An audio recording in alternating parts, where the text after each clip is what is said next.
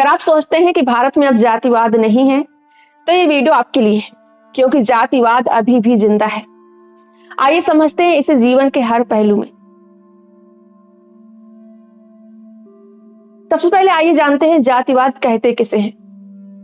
जब किसी इंसान की कीमत, उसकी इज्जत, उसके हक और उसके अवसर उसकी जाति के आधार पर तय किए जाएं, तो उस सोच और उस व्यवहार को जातिवाद कहते हैं। जातिवाद समझने के लिए किसी को गाली देना जरूरी नहीं होता। असल जातिवाद चुपचाप आता है, सभ्य भाषा में भी, नॉर्मल बनकर भी, हमारी जिंदगी में चलता रहता है। आज इस वीडियो में हम जातिवाद को किताबों की भाषा में नहीं, जिंदगी के एग्जाम्पल से समझेंगे।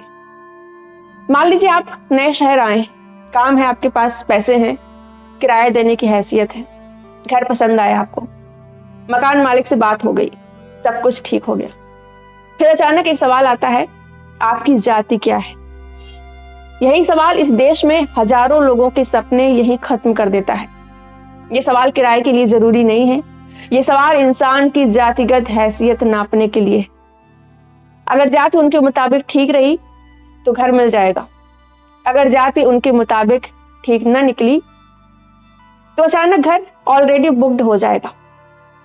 कहा जाता है घर ऑलरेडी बुक्ड है, लेकिन इसे लोग कहते हैं हमारी अपनी पसंद है कि किसी किराए पर घर दे या ना दे, लेकिन हकीकत में ये पसंद नहीं है, यही जातिवाद है। दूसरा एग्जाम्पल समझिए, लड़का लड़की एक दूसरे को पसंद करते हैं, सोच मिलती है, इज्जत है, प्यार है, सब कुछ है, लेकिन फिर एक आखिरी लाइन आती है, सब कुछ ठीक है लेकिन जाति अलग है। यही लाइन कई रिश्तों की कब्र बन जाती है।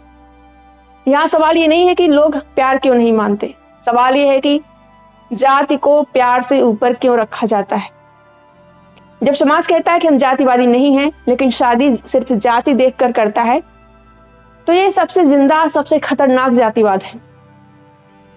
कोई दलित, कोई आदिवासी या कोई ओबीसी युवा सरकारी नौकरी में सेलेक्ट हो जाता है, मेहनत की है उसने, परीक्षा पास की है, इंटरव्यू दिया है, लेकिन उसे बधाई नहीं मिलती।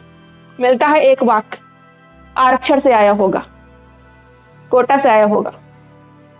इस एक लाइन में 3 बातें छुपी हैं। पहली, उसकी मेहनत पर शक किया गया। दूसरी, उसकी योग्यता को कमतर बताना।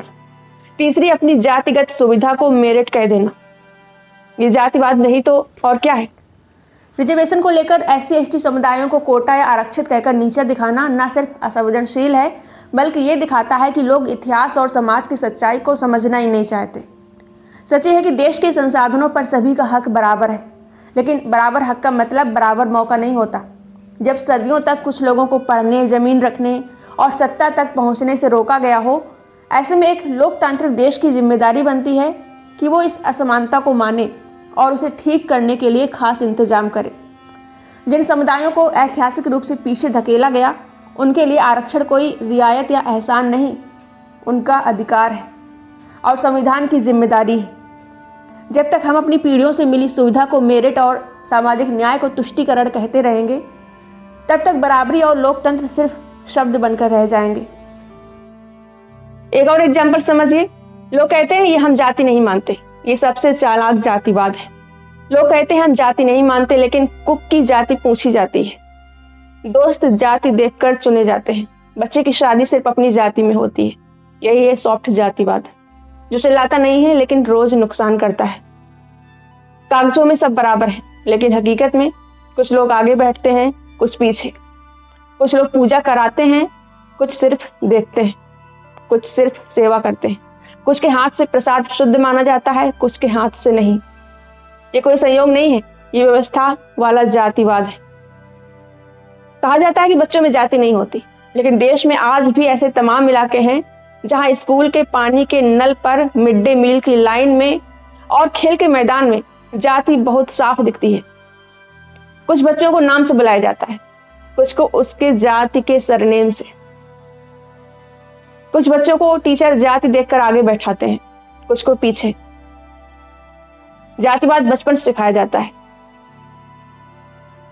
प्राइवेट ऑफिस में, प्राइवेट संस्थानों में कोई जाति नहीं पूछता, लेकिन प्रमोशन के वक्त नाम, सरनेम और नेटवर्क सब कुछ बता देता है। जिसके पास जातिगत नेटवर्क है वही आगे बढ़ता है। और कहा जाता है कि बाकी लोग अभी सीख रहे हैं। इस देश में कई लोग अपना जाति वाला सरनेम छुपाते हैं क्योंकि सरनेम जाति बता देता है। ज्यादातर SC/ST वर्ग के लोग अपना सरनेम नहीं लगाते क्योंकि उन्हें लगता है कि सरनेम देखकर उनसे भेदभाव किया जाएगा। सोचिए, जब किसी जाति की पहचान डर बन जाए तो यही जातिवाद है। दलित महिला दोहरी मार झेलती है, एक जाति की दूसरी पितृसत्ता की। उसकी इज्जत भी उसकी जाति देखकर तय होती है। ये सबसे क्रूर जातिवाद है। वही जिसके दादा परदादा पढ़ते आए हों उसे मेरिटेड कहा जाता है, और जो पहली पीढ़ी में पढ़ रहा हो, पहली पीढ़ी में वो स्कूल कॉलेज गया हो, उसे आरक्षण वाला। ये सबसे असंवेदनशील जातिवाद है। लेकिन जो बच्चा अपने परिवार में पहली बार स्कूल या कॉलेज पहुंचा हो, जिसके माता पिता खुद पढ़े लिखे ना हो, जिसके पास ना सही से संसाधन हो, ना मार्गदर्शन हो, ना सुरक्षित माहौल हो, अगर वही बच्चा संघर्ष करके आगे बढ़ जाए तो उसे आरक्षण वाला कहा जाता है। उसकी मेहनत को छोटा कर दिया जाता है। ये बराबरी की तुलना नहीं है, बल्कि सदियों की सुविधा और सदियों के बहिष्कार के बीच की दौड़ है। और इसी असमानता को नजरअंदाज करके अपनी जातिगत सुविधा को मेरिट कहना सबसे असंवेदनशील जातिवाद है। इस तरह के जातिवाद से ही छात्र रोहित वेमुला, दर्शन सोलंकी की मौत हुई। ऐसे अनगिनत छात्र छात्राएं इस बेहद असंवेदनशील व्यवस्था के शिकार हैं। जातिवाद कोई एक आदमी नहीं है, जातिवाद कोई एक गाली नहीं है। जातिवाद एक पूरा सिस्टम है जो तय करता है कौन क्या पढ़ेगा, कौन क्या काम करेगा, कौन आगे बैठेगा, कौन पीछे रहेगा। और फिर वही सिस्टम कहता है आजकल जातिवाद कहाँ है। सबसे बड़ा झूठ ये कहना है कि जातिवाद खत्म हो गया है। अगर खत्म हो गया होता तो दलित बस्तियां अलग ना होती, गांव में हर जाति के आधार पर अलग अलग बस्तियां ना होती, अलग अलग मोहल्ले ना होते, इंटरकास्ट मैरिज पर हत्या ना होती, जाति प्रमाण पत्र की जरूरत न पड़ती।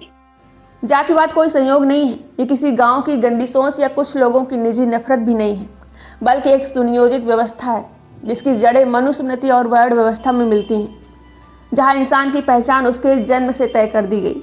कौन पढ़ेगा, कौन पूजा करेगा, कौन मेहनत करेगा और कौन सिर्फ सेवा करेगा, यहीं से काम को जन्म से जोड़ दिया गया और पवित्र अपवित्र जैसी अमानवीय धारणाएं बनाई गईं ताकि भेदभाव को धर्म का रूप देकर वैध बना दिया जाए। आज भले ही भाषा बदल गई हो, शब्द सब हो गए हों, लेकिन वही व्यवस्था मेरिट, परंपरा, संस्कार, कल्चर और पसंद जैसे मॉडर्न शब्दों के पीछे छुपकर अब भी जिंदा है। इसलिए साफ समझना जरूरी है, जातिवाद कोई संयोग नहीं है, बल्कि शास्त्रों में लिखी गई व्यवस्था है जो कि अमानवीय है। धर्म और जातिवाद का रिश्ता समझना बेहद जरूरी है, क्योंकि अगर समाज कहता है कि अब जातिवाद नहीं है तो फिर सवाल उठता है कि धर्म के भीतर वो आज भी क्यों जिंदा है। मंदिर में जाइए और देखिए, पुजारी कौन बनता है, शास्त्र कौन पढ़ता है, पूजा कौन कराता है और ज़मीन कौन साफ करता है, बर्तन कौन धोता है। ये बंटवारा संयोग नहीं है। दलितों को मंदिर में प्रवेश के लिए इतिहास भर संघर्ष करना पड़ा और आज भी कई जगह अलग अलग पूजा, अलग अलग बर्तन और अलग अलग नियम लागू हैं। यहाँ सवाल धर्म से नहीं, व्यवस्था से है। अगर भगवान सबका है तो उसके दरवाजे पर जाति पहले क्यों खड़ी है? अगर ईश्वर समान है तो समानता सबसे पहले उसके घर से क्यों नहीं शुरू होती? जातिवाद कुछ लोगों को इसलिए नहीं दिखता क्योंकि जिन्हें इसका फायदा है वो इसे नॉर्मल कहते हैं। जब तक जाति का फायदा उठाने वाले लोग खुद को न्यूट्रल बताते रहेंगे, जब तक जाति से ऊपर बैठे लोग जाति की बात करने वालों को विभाजनकारी कहते रहेंगे, जब तक जातिवाद के खिलाफ आवाज उठाने वालों को विभाजनकारी कहते रहेंगे, तब तक जातिवाद खत्म नहीं होगा। जातिवाद सिर्फ गाली भर नहीं है, जातिवाद एक खामोश सवाल है जो कहता है आपकी जाति क्या है। अगर ये सवाल किसी की जिंदगी तय करता है तो समझ लीजिए जातिवाद जिंदा है। आप इस बारे में क्या सोचते हैं कमेंट करके जरूर बताएं। और ये वीडियो आपको अगर अच्छा लगा हो तो लाइक करें, शेयर करें और हाइप भी कर दें। मिलते हैं अगली वीडियो में। इस वीडियो को देखने के लिए थैंक यू।